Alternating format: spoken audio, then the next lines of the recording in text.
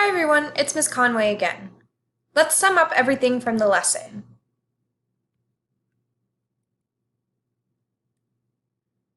First, let's review the purpose of this lesson.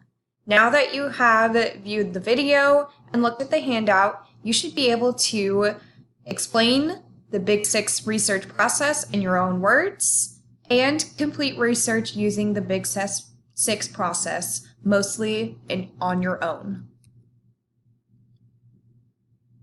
On the lesson handout, you'll find questions you should ask yourself at each stage and further resources about the Big 6 and the steps included in it. Let's review the 6 steps. Step 1, the task definition. You'll need to define your research topic or question and decide what information you'll need to find in order to answer it. Step 2, information seeking strategies.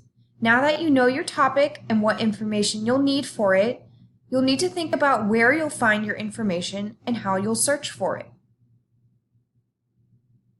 Step 3, location and access. What sources will you use? A book, a newspaper, a database?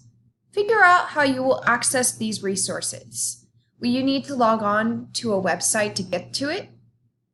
Then search, and search again. Search until you find information that you think is reliable and useful for your topic.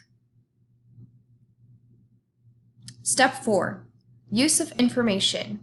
You've done some searching and found some information. You'll need to read it, listen to it, or watch it. Then ask yourself, is it actually relevant to your topic?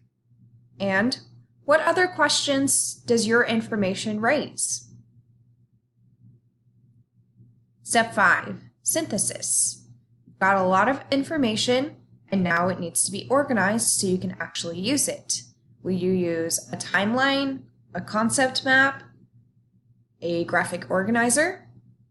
Then consider how you'll present your information. What is the audience that you're trying to reach? What is your main point? Then create your presentation.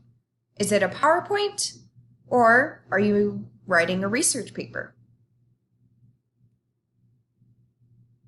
Step 6, evaluation.